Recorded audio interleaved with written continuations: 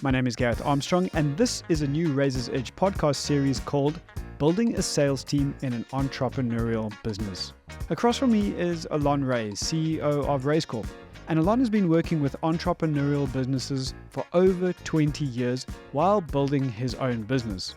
Allon, what is the first thing that comes to mind when you think about building a sales team in an entrepreneurial business as opposed to a sales team in an already established business? Well, I think the point is that it's established, and once it's established, there's a lot more stability in an established business. There's far more process, experience. When you are building a sales team in an entrepreneurial business, the context is growth. The context is inexperience. The context is newness. And when you're building a sales team in that context, there's a different nuance to it, because today you might be selling product A with features A, B, and C. And because the product's evolving, tomorrow it might be features D, E, and F, and the pricing might change. And so to build a team in that kind of environment requires a different perspective and a different framework and a different approach in order to be successful. One of the biggest problems I hear from entrepreneurs is how to build a sales force. So I thought this is the time to actually put a podcast together. But I think it's very important that I say this up front. I'm not a sales expert. I'm not a sales guru. I know many people who know far more about sales technique, building a sales team than I do. This series is about my perspective over the thousands of businesses that I've had the privilege of working with, and through building Raiz Corp, which is an entrepreneurial business which has grown substantially over the last couple of years, and I've gone through those evolutions. I've made hundreds of mistakes in doing this, and I just want to share some of those mistakes with the listeners. And this is not going to be a series with hundreds of episodes. Rather, we've earmarked 10 episodes. Sometimes there's a little bit of scope creep in all of that, but 10 episodes. Can you give us kind of an overview of what we're going to be covering across those 10 episodes before we head into episode 1? Are you making me sell this podcast series? That's my first sales team member here. Yeah, so we're going to start with your role as the entrepreneur, the CEO, the founder, co-founder of the business. Then we're going to look at and I'm not going to give you each name of each podcast right now, but we're going to talk about the importance of creating the structure before setting up the team, then setting up the team, then managing the team after that. So that's the basic structure.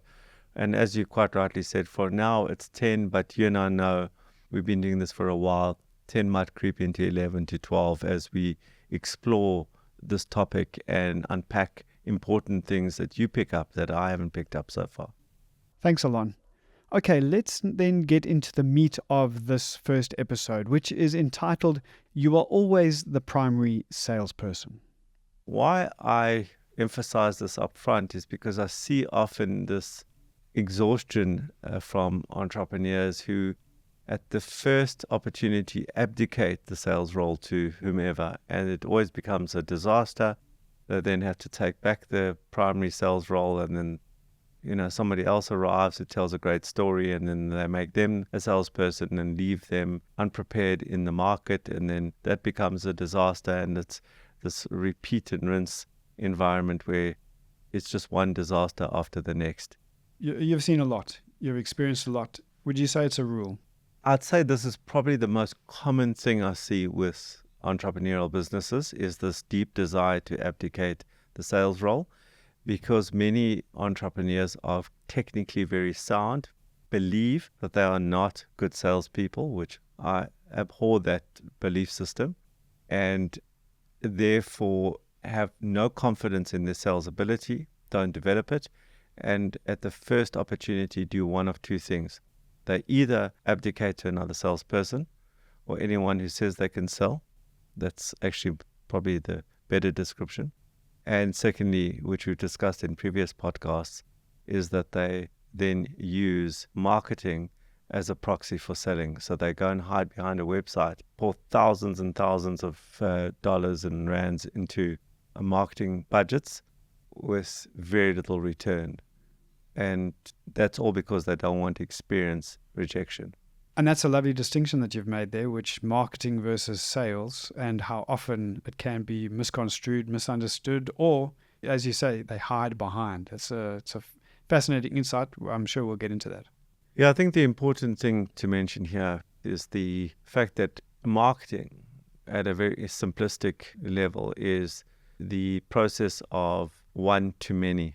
Yeah, that is, I put my brand out or my product out to many people over media, through media, whether it's social media or formal media or whatever the case may be, it's through media. And sales is the process of one-to-one. It's me and you. That can happen in person. It can happen at an exhibition. It can happen online. It can happen in any environment. But it's the process, not strictly speaking, because I could be talking to a board, but of one-to-one. So that's the distinction between the two.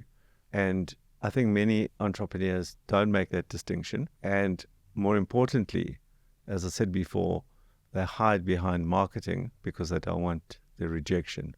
And rejection is the most important part of building a business up front, because in every rejection, there's information as to why the client is not buying. Is it the price? Is it the features? Is it the benefits?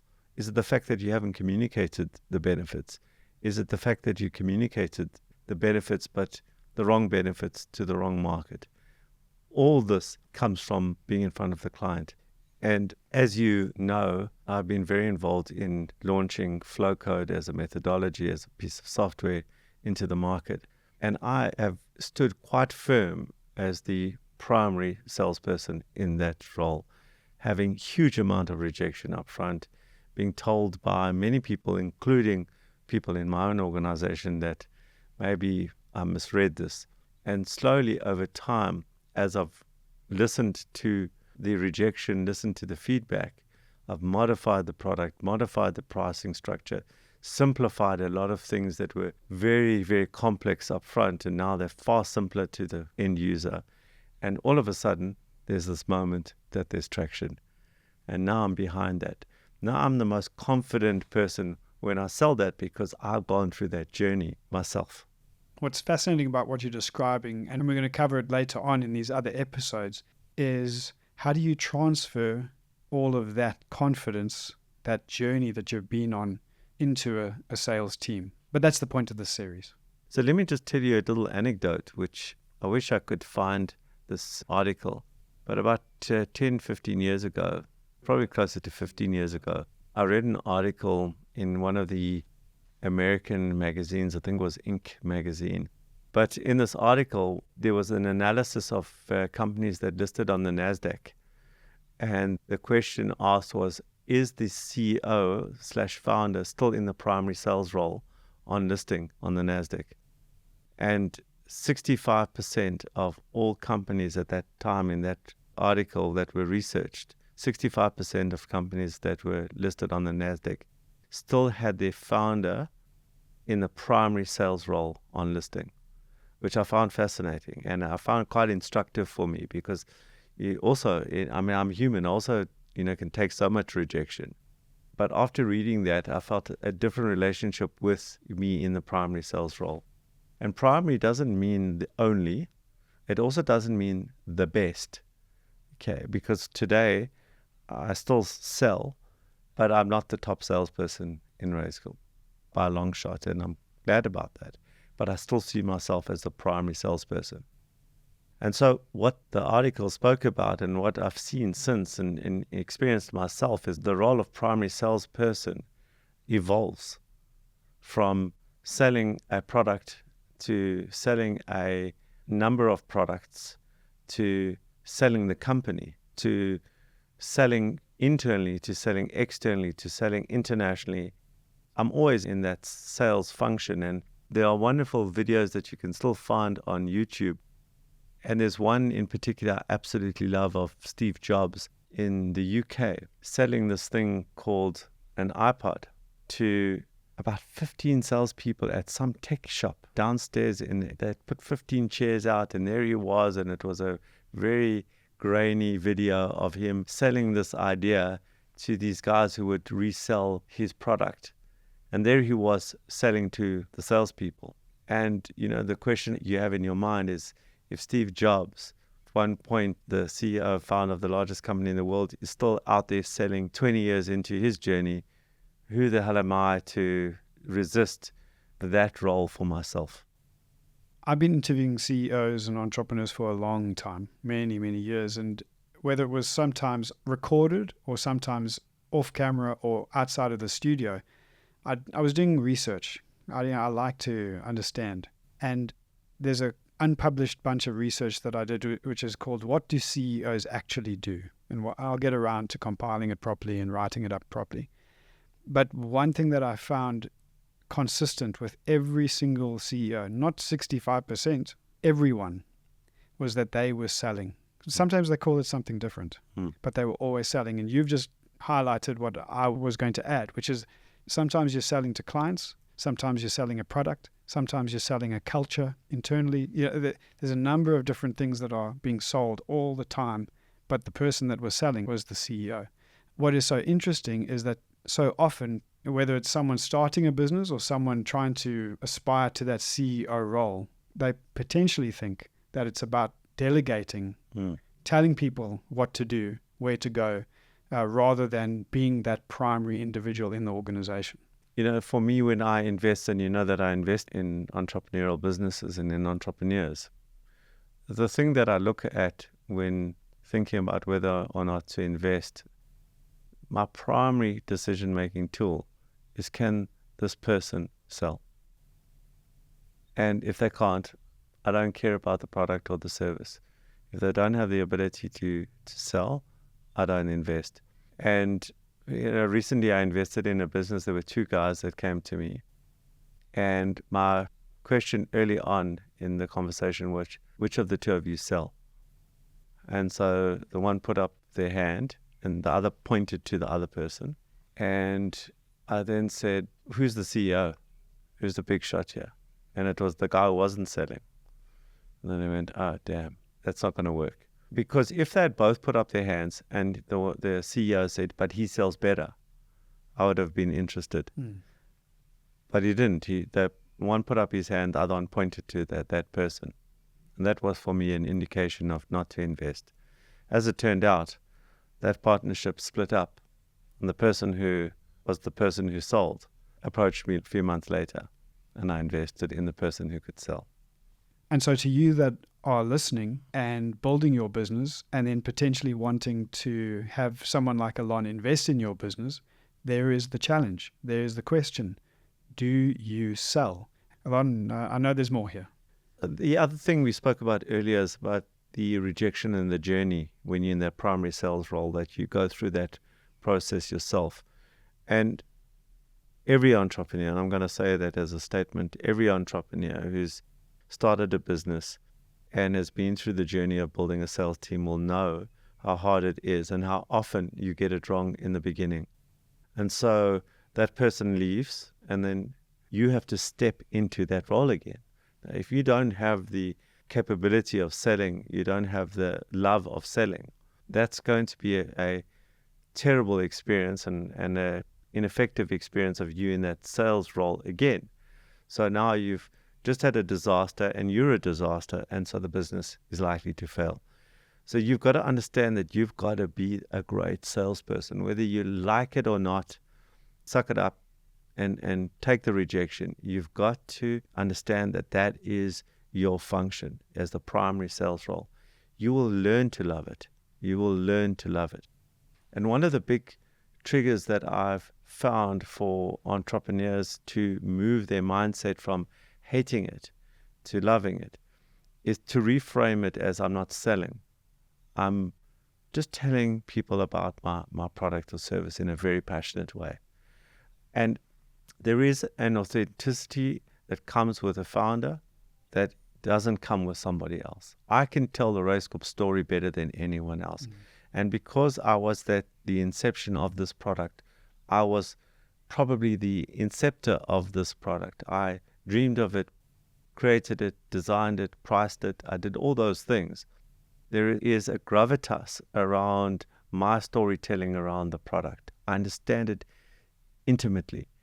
And that comes across as confidence. It comes across as authentic. And that means that you have a higher probability of selling. So to any entrepreneur who's listening to this right now, who is not loving the sales process, for me, you've got to ask yourself a deep, deep question. Is entrepreneurship then for you? Or have you framed selling in the right way for you?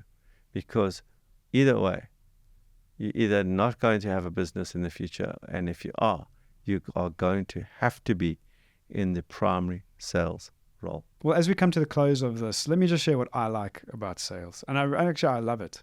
And that is looking into the eyes of the person that I'm trying to sell to and seeing what triggers them, for good or bad, what makes them fall in love with my product or what makes them glaze over. And then taking that back and feeding it into what I'm going to do in my next sales presentation and also what I'm going to be doing with the product. I love that idea that you're always molding something to a client or to a customer base. Would that make me a good salesperson, Allon? Are you pitching to me? Are you looking for investment? I'm not, but I may at some point or another.